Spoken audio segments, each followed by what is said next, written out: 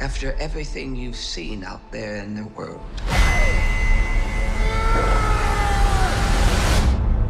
What are the Hunger Games for?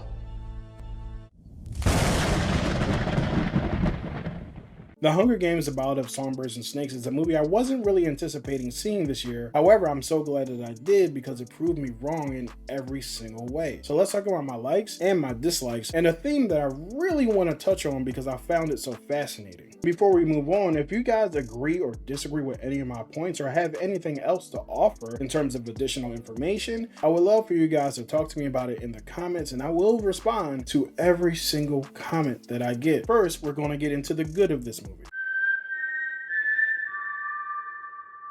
One of the best parts of this movie, and a really key part, is how accessible it is to people who may not be initiated with this franchise at all. I've seen the first 3 Hunger Games movies. I haven't seen the 4th one. I have no idea why. So coming into this movie, I was really afraid that maybe I would be missing a bit of context. So I really appreciated the type of care that this movie had for its audience, both new and old.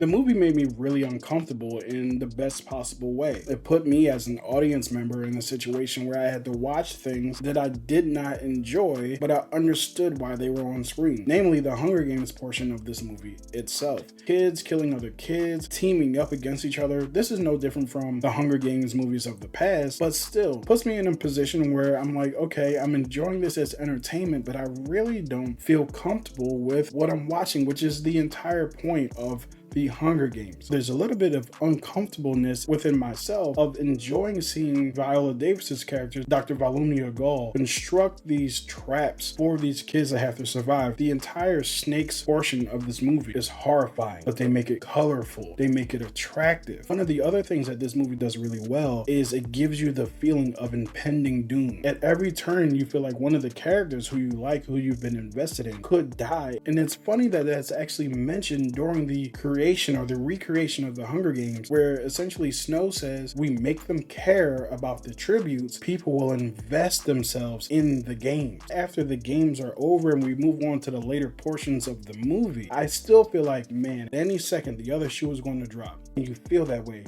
throughout the entire runtime. How tantalizing to see all your shining young faces on this auspicious day. I am Dr. Volumnia Gaul, your humble head game maker in charge of the War Department and all its affiliated concerns. Viola Davis plays Dr. Volumnia Gaul, who is one of the most sadistic characters in all of fiction. She is the one who comes up with the mazes, Hunger Game themes, and how people are going to participate, die, the traps, the snakes of this movie. She is the architect of how these games are going to be played. Viola Davis plays this character perfectly. Amongst 4 really amazing performances, she was a highlight. I have summoned you all here today for the 10th annual reaping ceremony, in which we choose 2 children from each district to throw into the capital arena to fight to the death in the Hunger Games. Peter Dinklage does a great job playing Dean Casca Highbottom, who is in charge of the school that will be molding mentors who will eventually turn around and mold tributes to being spectacles for the Hunger Games. He doesn't believe that the Hunger Games are still viable, and he's looking for someone to prove to him that they are. And in comes Snow. I think there's a natural goodness born into us all. No, really. You can either cross that line into evil or not. And it's our life's work to stay on the right side of that line. Rachel Zegler, who plays Lucy Gray, has some of the heaviest lifting to do in this movie because not only is she acting, she's also singing. I was kind of put off by the singing because I typically just don't like singing in movies, especially when they're not musicals. Sometimes it can come off as cringe, but the more and more you get into the story, the more integral her singing as a songbird is to the development of this story. And by the end, I wanted her to keep singing because, yeah, she's got a voice on her. And not only is the singing to her credit, she does a really good job of translating the way that Lucy Gray is written because you never really know whether or not she trusts Snow, who's been assigned as her mentor. She does a good job of towing the line between she trusts him or she's playing him. Welcome to the Capitol. You look like you shouldn't be here. I shouldn't, but I'm your mentor. A rebel. I am gonna get you out of here.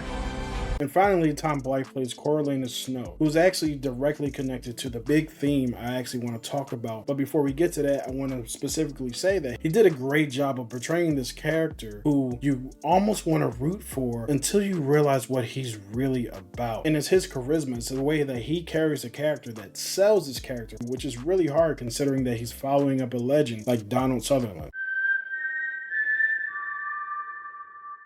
The one issue I have with this movie is that it references the older movies in a very cringe way that doesn't even feel natural for the dialogue. They felt like they needed to have something to connect this movie to the original movies, and they didn't. It's literally called The Hunger Games. We know what we're watching. You don't need to do that.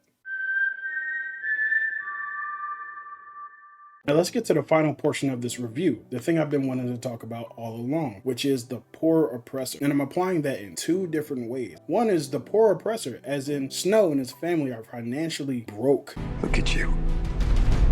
Your makeshift shirt and your too tight shoes, trying desperately to fit in when I know the Snows don't have a pot to piss in. And the other is, oh, poor oppressor, you're trying to figure out ways to get the fortune that your father once had and find a higher status in society so you can continue the Hunger Games and oppressing the people who are in the districts outside. As a mentor, your role is to turn these children into spectacles, not survivors. Persuade them to perform for the camera. You are literally in a situation where you're the poorest of the oppressors. It would be akin to following the son of Thanos in a story and wanting him to achieve the same goals as his father. The genius of the writing is that while we're watching the protagonist of this movie, who is Snow, and protagonist does not mean good guy, it just means the person who we're following as they try to achieve their goals, and the antagonist is the person who's coming against it, or the thing that's coming against it. In this case, the protagonist is Snow. He's quite literally trying to find status in society by becoming one of the mentors in the Hunger Games, who takes a tribute, makes him a spectacle, and puts him into a fight to the death. It's not just, oh, I want to feed my family. Everything he's doing is self-serving so he can get back to the status that his father once had. And in a very cruel and creative way, they get us on his side, at least in a very transactional way, because they introduce Rachel Zegler's character, Lucy Gray, who, in order for her to survive, he has to succeed. If he succeeds, that means that he gains power. If he fails, Lucy Gray fails and she dies. So we like Lucy Gray, we want her to win, but we don't want Snow to win. So how do those two things make us feel? You're thinking to yourself, oh damn, wait, did he just suggest new ways to make the Hunger Games more attractive? He put it forth as if he was helping the tributes, but really he's helping himself, because if he makes himself valuable to the people who are putting on the Hunger Games, then he elevates in status. So nothing he's doing is out of the goodness of his heart. Everything he's doing is self-serving, including the way that he's helping Lucy Gray. There's a portion of this movie where it really seems like he cares for her, and people are complicated, so maybe he does, but what he really cares about more than anything else is getting himself back into the upper echelon of society. Did you have the same experience that I did, rooting for Snow to win because it means that Lucy Gray survived, but also feeling like, damn, if he wins, that means the districts lose? If you're not careful, you'll feel bad for the poor oppressor who's just trying to do what's right for his family and feed his family. 4 out of 5 sparks. I highly recommend this movie. I was not anticipating it at all because the trailers did it no favors, and the title didn't do it any favors either because it's very cumbersome. So what did you guys think of the movie? Did you enjoy it? Did it live up to your expectations, or were you not feeling it at all? Let me know in the comments, and I'll see you guys next time.